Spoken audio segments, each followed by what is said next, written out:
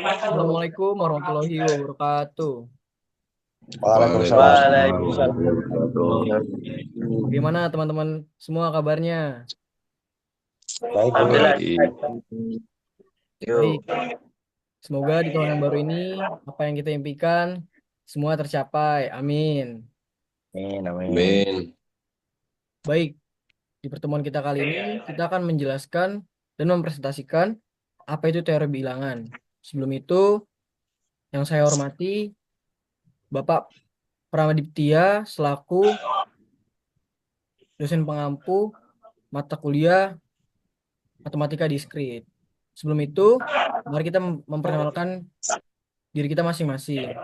Perkenalkan, nama saya Indigo Mendito Tampu Bolon dengan NIM 240508743130.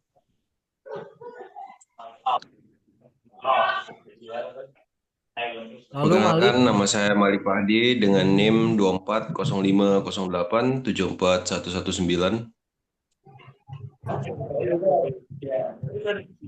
Perkenalkan, nama saya Nizam Ramdhani dengan NIM 131 dan terakhir 131. Perkenalkan, nama saya Zibran Aftaful Ulum dengan NIM terakhir 240508743134. Perkenalkan, nama saya Naufal Ardiansyah dengan NIM 24050874136. Perkenalkan, nama saya Damayanus Syakir Saputra dengan NIM 240508744138.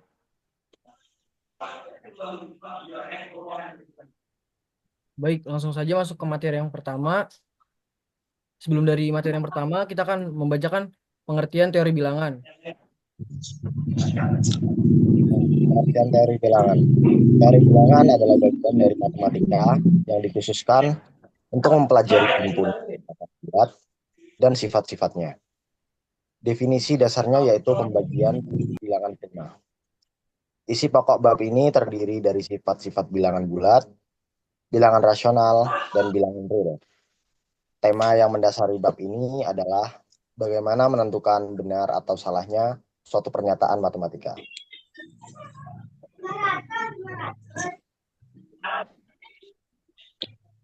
Lalu untuk divisor, misalkan N dan D bilangan bulat, kita katakan bahwa D membagi N jika terdapat bilangan bulat G yang memuaskan N sama dengan D.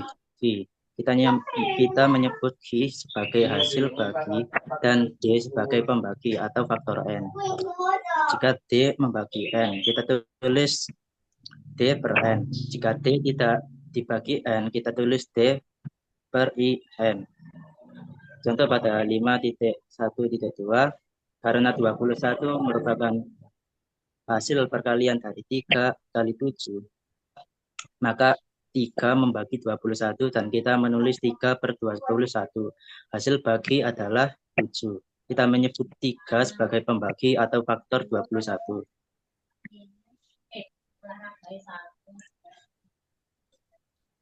Lalu untuk soal divisor adalah apa aturan pembagian 11? Berikan salah satu contoh. Jawabannya adalah jika selisih jumlah angka-angka suatu bilangan di tempat ganjil dan jumlah angka-angka suatu bilangan di tempat genap sama dengan 0 atau kelipatan 11, maka bilangan tersebut habis dibagi 11. Contoh, perhatikan angka 719.752. Jumlah angka-angka di tempat ganjil adalah 7 plus 9 plus 5 sama dengan 21. Sedangkan jumlah angka-angka di tempat genap yaitu 1 plus 7 plus 2 sama dengan 10. Maka selisihnya adalah 21 dikurangi 10 sama dengan 11 atau kelipatan 11. Jadi bilangan 719.752 habis dibagi 11. Sekian. Lalu berikutnya di sini ada representasi bilangan bulat dan algoritma bilangan bulat. Representasi bilangan bulat adalah cara untuk mempresentasikan angka bulat atau integer dalam sistem komputer. Sistem komputer menggunakan biner sebagai dasar representasi data, sehingga bilangan bulat diubah menjadi representasi biner agar dapat diproses oleh komputer. Algoritma bilangan bulat adalah prosedur atau metode untuk memproses bilangan bulat dalam berbagai operasi matematis dan komputasional. Lalu di sini ada jenis-jenis bilangan bulat. Yang pertama, bilangan desimal basis 10 terdiri dari rentang angka 0 sampai dengan 9. Yaitu lalu ada bilangan biner basis 2 terdiri dari dua bilangan yaitu 0 dan 1. Lalu bilangan oktadesimal basis 8 terdiri dari rentang angka 0 sampai dengan 9 yaitu 0 sampai 7. Maaf ini salah, harusnya 0 sampai dengan 7. Lalu yang terakhir ada bilangan heksadesimal berbasis 8. Bisa ditulis sebagai 0, 1, 2, sampai 9. Lalu selanjutnya dilanjutkan dengan A sampai F.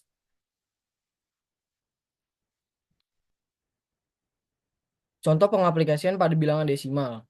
Di sini kita menggunakan bilangan 3854. Jadi karena desimal itu berbasis 10, jadi di sini angka yang di sini terdapat pada bilangan ini dikalikan dengan 10 lalu dipangkat 10-nya dipangkatkan sesuai dengan urutan bilangannya. Misal di sini 4, berarti di sini 0 karena dia simbolnya 0. Jika simbolnya 0, akan dipangkatkan 0. Lalu seperti yang bilangan kelima itu dia disimbol ke 1, berarti 10 pangkat 1. Yang 8, 3 berarti 10 pangkat 2. Yang ketiga, angka 3 ini disimbol ke 3, berarti pangkatnya 10 pangkat 3. Contoh pengaplikasian pada bilangan biner. Di sini terdapat angka 101101 berbasis 2. Ini sama dengan bisa kita artikan sebagai jika angka yang di sini terdapat angka 5, 4, 3, 2, 1 dan 0 itu sama seperti halnya yang ada di contoh pada bilangan desimal. Lalu kenapa ini bisa 2?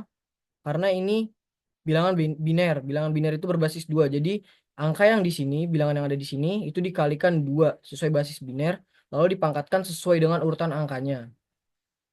Selanjutnya contoh pengaplikasian pada bilangan heksadesimal. B4F itu sama dengan itu tadi seperti yang ada di contoh. B itu termasuk angka 11 seperti di sini.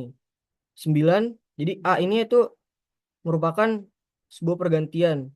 Karena kalau misalkan kita masukkan angka 10 itu akan mengubah sistem yang ada di urutannya. 01 ini kan udah termasuk dalam bilangan sebelumnya.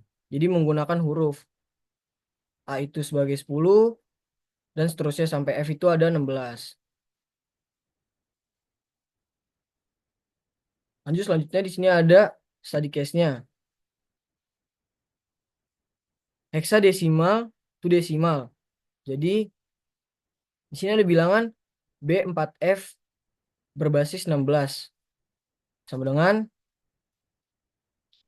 jadi karena B itu adalah 11, jadi 11 dikali dengan 16. 16 itu dapat dari basisnya heksadesimal, lalu ditambahkan 4. 4 itu dari bilangan ini. Lalu F. F itu sama dengan 15. F itu merupakan pergantian dari angka 15 pada heksadesimal.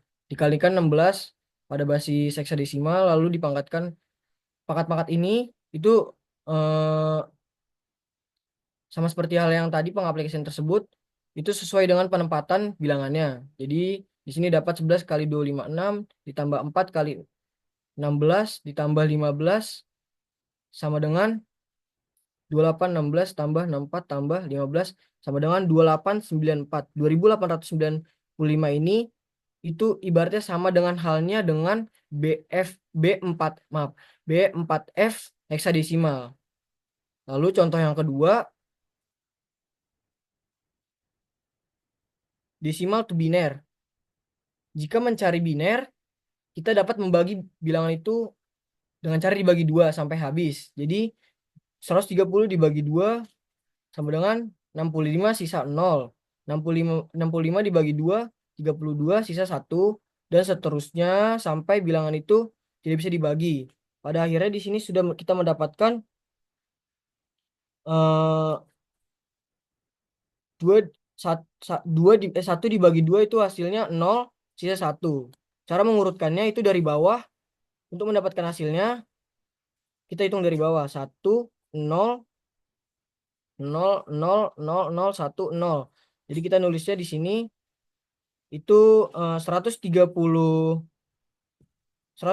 berbasis 10 itu 130 desimal itu sama dengan halnya nilainya dengan 1,000,000,10 basis 2 biner.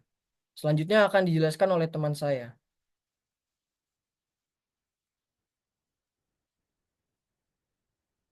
Baik, selanjutnya adalah algoritma Euclidean. Nah, apa itu algoritma Euclidean? Itu adalah sebuah metode untuk menentukan greatest common divisor atau GCD atau pembagi terbesar dari dua bilangan bulat. Nah, algoritma ini didasarkan pada prinsip bahwa GCD dari dua bilangan itu tidak berubah jika bilangan yang lebih besar diganti dengan sisanya saat dibagi dengan bilangan yang lebih kecil. Nah, gimana sih kita tahu buat langkah-langkahnya, langkah-langkah penyelesaian dari algoritma Euclidean? Nah, misal, terdapat dua bilangan positif A dan B, di mana A lebih besar dari B. Itu dilakukan pembagian A dengan B, sehingga mendapatkan hasil bagi Q, dan sisanya itu R. Sehingga menjadi A sama dengan B kali Q ditambah R, di mana ketentuannya itu 0 kurang sama dengan R, dan R itu lebih besar, kurang dari B. Jika R-nya itu 0, maka diganti A dengan B dan B dengan R. Lalu ulangi prosesnya dari awal yang melakukan pembagian A dengan B. Next. Nah, ini langsung aja ke contoh dan penyelesaiannya. Dari contoh soalnya itu kita diminta untuk tentukan CGD dari 120 dan 45. Dari situ kita ketahui bahwa A-nya 120 dan B-nya 45. Ini ditanya CGD-nya. Next.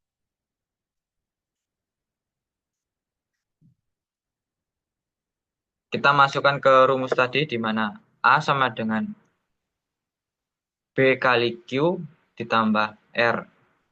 Jadi 120 sama dengan 45 dikali 2 ditambah 30. Duanya ini Q, 30-nya R. Selanjutnya 45 sama dengan 30 kali 1 ditambah 15. Lalu selanjutnya 30 sama dengan 15 kali 2 ditambah 0. Nah, kita harus menemukan sampai benar-benar ditambah 0. Nah, dari semuanya ini kita bisa mengambil kesimpulan kalau GCD-nya dari 120 dan 45 itu 15. Selanjutnya akan dijelaskan oleh teman saya.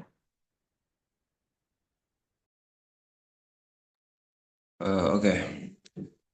RSA. Apa sih RSA itu? Jadi, RSA adalah singkatan dari Reverse Samir Adelman. RSA adalah algoritma kriptografi yang banyak digunakan dan pertama kali diperkenalkan pada tahun 1977. Algoritma ini menggunakan pasangan kunci publik dan privat untuk mengenkripsi dan mendekripsi data. Meskipun RSA dapat digunakan dalam beberapa aplikasi, kompleksitas komputasinya membuatnya tidak cocok untuk mengenkripsi pesan atau file berukuran besar. Saat ini, RSA membuat tanda tangan dan sertifikat digital untuk autentikasi, komunikasi, akses web, dan pesan email, serta pertukaran kunci yang aman. Next. Berikut adalah cara kerja RSA. RSA mempunyai cara kerja dalam membuat kunci publik dan kunci privat. Nah, yang pertama adalah memilih dua bilangan prima sembarang, yaitu P dan Q. Untuk menjaga keamanan P dan Q, nilai P harus cukup jauh dari nilai Q. Sebaiknya panjang dari P harus berbeda beberapa digit dari Q.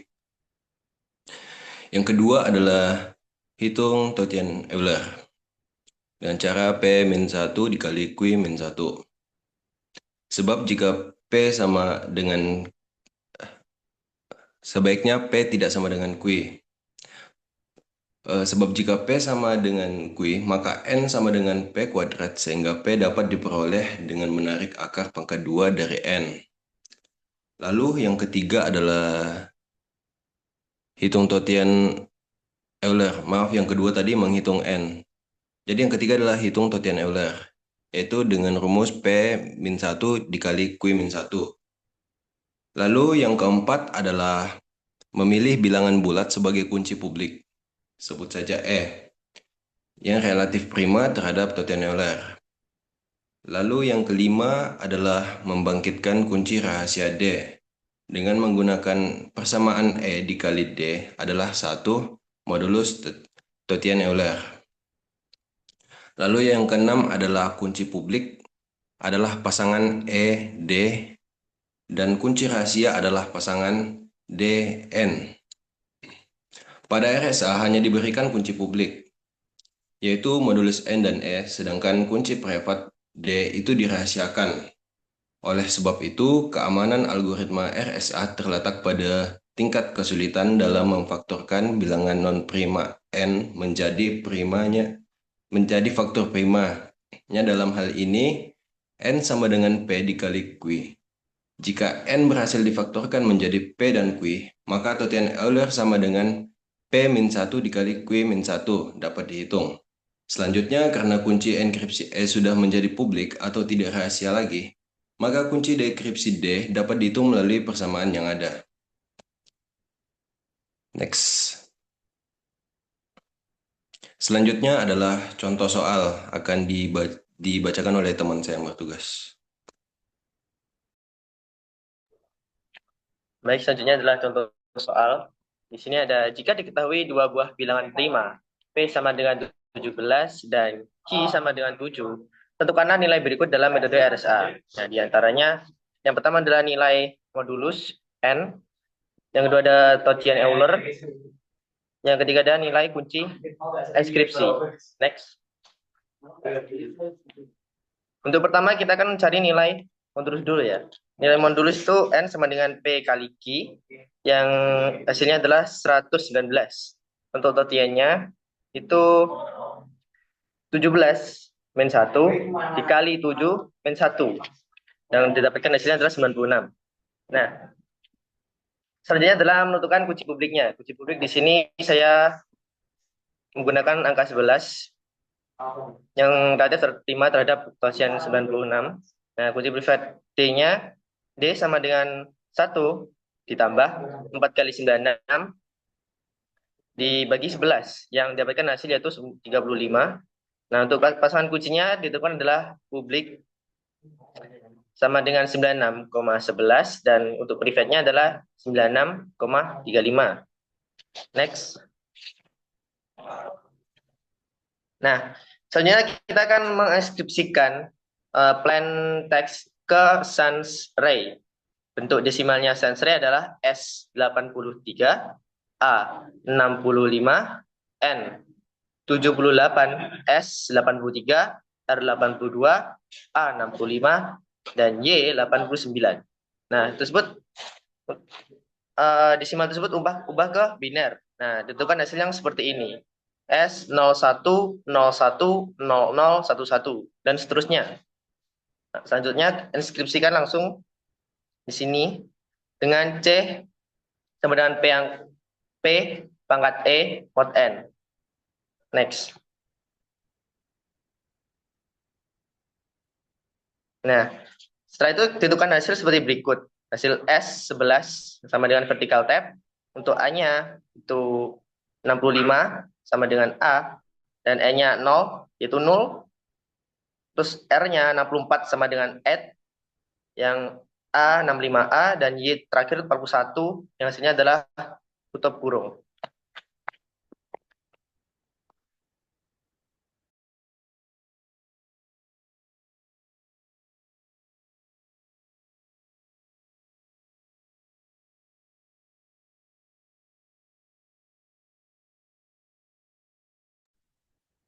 Baik, sekian presentasi dan penjelasan terkait teori bilangan tersebut.